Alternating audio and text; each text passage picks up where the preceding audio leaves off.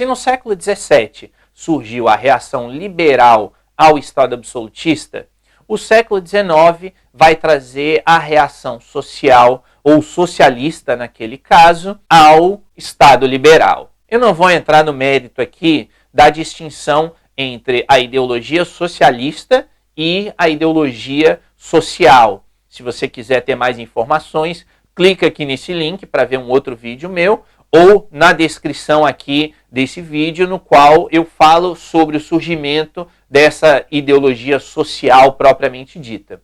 O fato é que no século XIX, o que a gente vê? A gente vê as condições de vida dos cidadãos se deteriorarem. Se por um lado, um século antes, no século XVIII, de maneira geral também, os cidadãos adquiriram a liberdade, ou seja, tiveram garantida na lei a sua liberdade individual, no âmbito econômico, as coisas não estavam tão bem assim. Consequentemente, o século XIX vê o surgimento de uma série de desigualdades econômicas entre os indivíduos, a ponto de fazer surgir, então, a ideologia socialista, o pensamento socialista, simbolizado principalmente pelo Marx, de mudança daquela estrutura que ali estava presente. Nesse sentido, então, o que ocorre ali ao final do século XIX e no início do século XX? O Estado chama para si a responsabilidade pela garantia de um bem-estar mínimo aos cidadãos. O Estado, então, constitucionaliza, ou seja, o Estado chama para si a necessidade de garantir determinados direitos, que são agora chamados de direitos de segunda dimensão, ou seja, direitos vinculados à esfera social, ao bem-estar social do cidadão. A ideia aqui é bem simples. Aquele Estado liberal, quando ele deu início ao estabelecimento da ideia de liberdade garantida em uma Constituição, o que ele fez do ponto de vista jurídico? Garantiu aqueles que são os chamados direitos de primeira dimensão ou de primeira geração. Só que esses direitos, como eu disse anteriormente, se mostraram insuficientes para garantir o bem-estar das pessoas. E aqui, de um ponto de vista econômico propriamente dito. Com isso, surgiu a necessidade de se garantir outros direitos, que são os chamados direitos de segunda dimensão ou direitos sociais. Se você quiser saber um pouquinho mais sobre essa distinção, sobre o que são os direitos de primeira e os direitos de segunda dimensão, clique aqui nesse link ou veja aqui na descrição do vídeo para saber mais acerca do assunto. Nesse sentido, então, a gente tem como exemplo de Estado social o México, cuja Constituição de 1917 foi a primeira a trazer explicitamente direitos sociais, e, posteriormente, a Constituição de Weimar, na Alemanha, de 1919. Ou seja, são constituições cujo texto trazia a garantia dos direitos sociais, como é o caso, por exemplo, do direito à saúde, o direito à educação, o direito à previdência privada, ou seja, são direitos que visam a garantia de um nível mínimo de vida para os cidadãos daquele Estado. A gente chega agora ao último modelo de Estado, que é o chamado Estado democrático da atualidade. Então, fazendo aqui uma breve recapitulação. No primeiro momento, a gente teve o Estado absolutista, em que os cidadãos não tinham direitos, e quando tinham, eram direitos que surgiam ou desapareciam conforme a vontade do governante. Num segundo momento, surgiu o Estado liberal, em reação a esse Estado absolutista, e o objetivo desse Estado liberal, então, era justamente garantir a liberdade individual e garantir os direitos de primeira dimensão.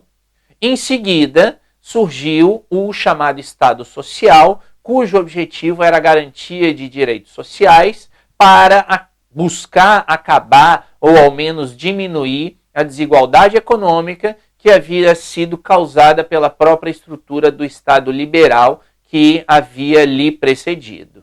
Havia, contudo, um aspecto que ainda não havia sido garantido pelo Estado, e esse aspecto é o aspecto democrático propriamente dito. Nesse sentido, o que ocorre após a Segunda Guerra Mundial é a expansão do sufrágio, ou seja, é a expansão do direito de votar e também de ser votado a praticamente todos os indivíduos que compõem determinada sociedade. Então, se no século XIX, num primeiro momento, era garantido o direito de votar e ser votado apenas aos homens livres, e homens livres que tivessem um X de renda, um X mínimo de renda, isso no início do século XIX, quando se chega ao final do século XIX, em vários países, já não há mais a necessidade ou a exigência daquele X de renda. Ou seja, ao final do século XIX e início do século XX, se garante aí de maneira bem genérica o direito de votar a praticamente todos os indivíduos do sexo masculino. E quando se chega então ao final da Segunda Guerra Mundial, também varia de país para país a data exata, mas de maneira geral se tem que, a partir desse momento, se tem a expansão do sufrágio de maneira a se considerar o sufrágio como sendo universal. Ou seja, é garantido a homens e mulheres, sem nenhum tipo de distinção de renda ou de exigência de renda, a possibilidade de votar ou de serem votados. É nesse sentido, então, que se fala na atualidade, não apenas em um Estado democrático de direito, mas em um Estado social e democrático de direito. Ou seja, hoje se parte do princípio de que o Estado precisa garantir aqueles direitos que são os direitos de primeira dimensão, vinculados principalmente à liberdade individual.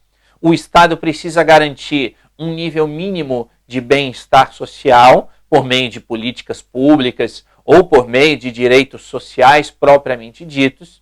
E o Estado precisa garantir também o aspecto democrático, que diz respeito à possibilidade ou à garantia de que todos os cidadãos terão o direito de votar e terão a possibilidade de, caso tenham interesse, se candidatarem para vir a ser votados. A gente pode afirmar que o Brasil é um Estado social e democrático de direito na atualidade. Quando a gente olha para a Constituição brasileira, a gente vê principalmente no artigo 5º, aqueles direitos que são entendidos como sendo os direitos de primeira dimensão, ou seja, os direitos referentes às liberdades individuais. Quando a gente olha para o artigo 6º, 7º, 8º da Constituição brasileira, dentre outros espalhados pela Constituição, a gente vê os artigos referentes aos direitos sociais, que são os direitos de segunda dimensão.